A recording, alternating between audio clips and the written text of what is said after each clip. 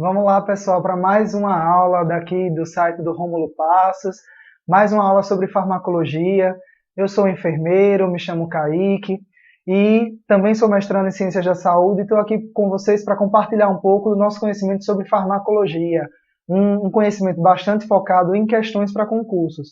Vamos ver inicialmente nessa aula os cuidados de enfermagem, os conhecimentos necessários para o enfermeiro e para a equipe sobre os efeitos extrapiramidais, os efeitos bem comuns na administração de drogas bastante conhecidas como plasio, como nós vamos ver agora.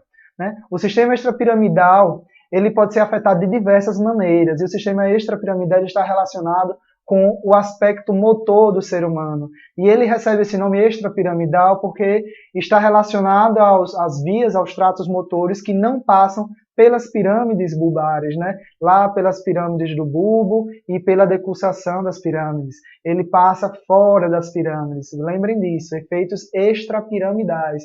Eles não passam pelas pirâmides bulbares, né? Esses efeitos podem ser manifestados como uma série de sintomas que estão relacionados ao movimento, justamente por ser de caráter motor, né? Essas vias são motoras, como a cinesia, a incapacidade de iniciar um movimento, ou uma acatesia, que é uma incapacidade de cessar o movimento, né? Uma incapacidade de se manter imóvel.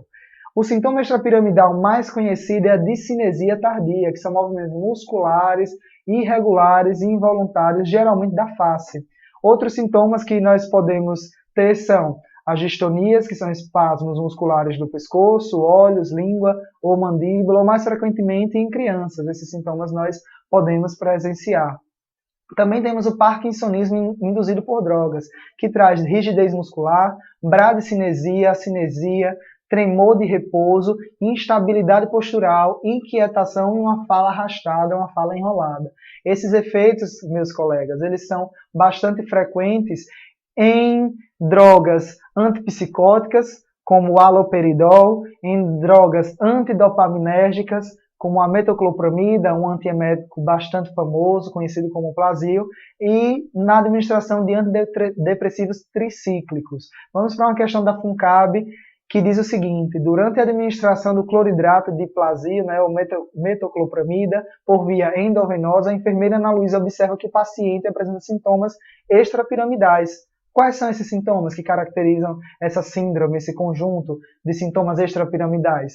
A inquietação, a discinesia e a fala enrolada, como nós acabamos de apresentar. As questões elas não fogem disso, elas sempre vão cobrar de vocês, concurseiros, o conhecimento de quais os sinais e sintomas manifestados durante uma reação extrapiramidal. Vamos partir agora para outro assunto, que é a farmacologia na insuficiência cardíaca. A insuficiência cardíaca é uma patologia do sistema cardiovascular, né, uma cardiopatia, que pode trazer importantes alterações na dinâmica cardiovascular do paciente.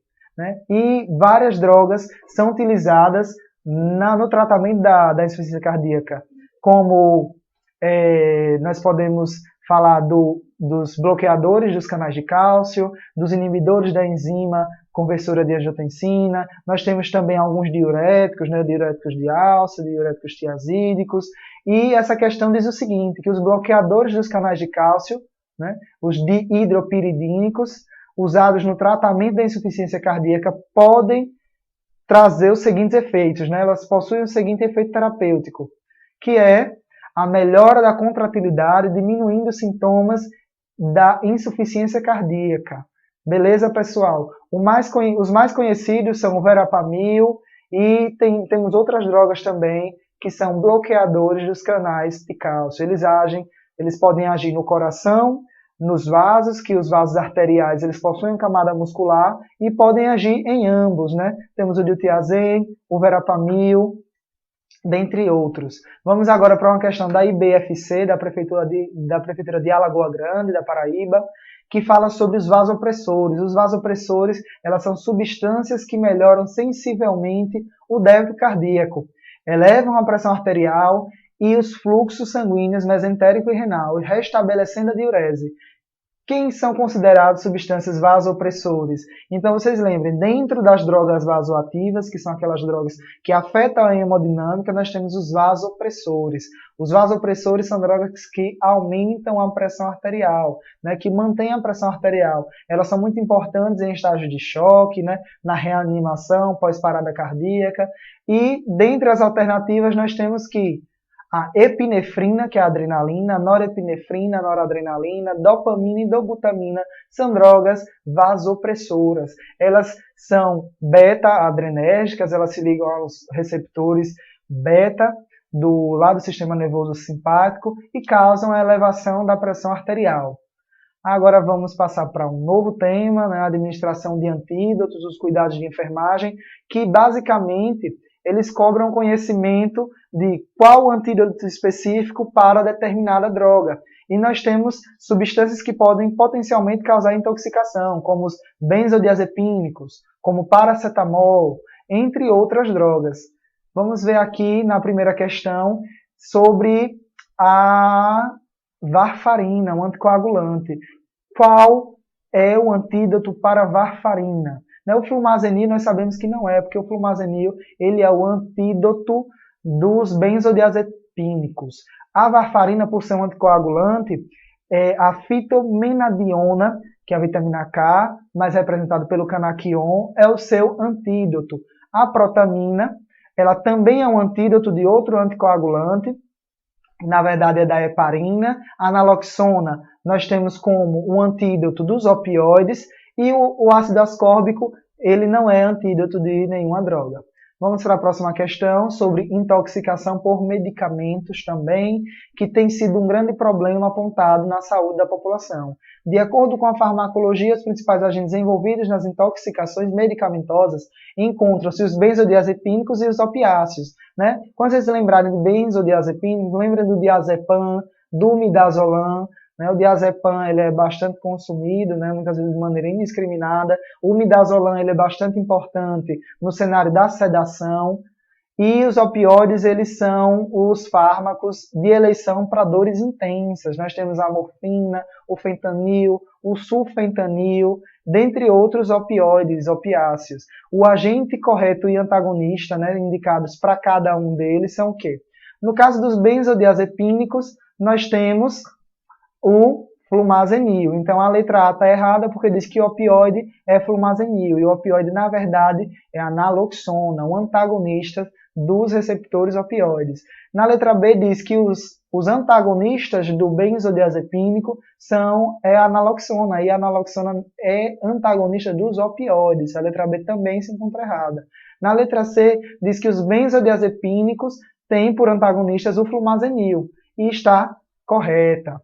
E na letra D fala que os opioides têm por antagonistas os bloqueadores dos canais de cálcio e fase, que nós já vimos que é a naloxona, os antagonistas dos opioides.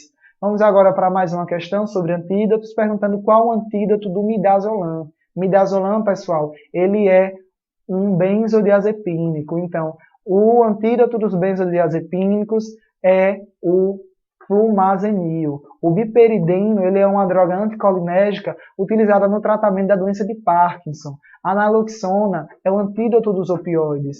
O benzodiazepínico é a classe farmacológica do próprio midazolam. E a protamina é o antídoto da heparina. Então vocês percebam que é uma questão bem fácil, vocês não deixem de memorizar essas informações, porque frequentemente a gente se depara com questões de antídotos nas nossas provas. E agora uma questão básica para fechar a nossa aula sobre interações medicamentosas. E eu falei em uma aula anterior para vocês que as interações dos medicamentos podem ser com outros medicamentos e também com outras substâncias, com alimentos, e essas interações podem ser aumentando o seu efeito, diminuindo o seu efeito, aumentando o seu metabolismo, diminuindo o seu metabolismo, impedindo a sua absorção, as mais variadas interações.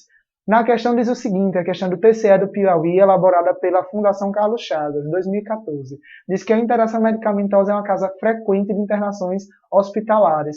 O enfermeiro deve saber que a interação medicamentosa entre quais medicamentos? Entre os ansiolíticos e os sedativos, pessoal. porque existe uma potencialização do efeito desses medicamentos. Então, vocês não se esqueçam. Na letra A diz que os contraceptivos e rifampicina aumentam o efeito do contraceptivo e, na verdade, é falso. A rifampicina, ela reduz o efeito dos contraceptivos. E assim a gente encerra mais essa tomada de questões. Eu agradeço por vocês acompanharem o nosso curso, não deixem de estudar e acreditem que a vitória está próxima. Obrigado, pessoal.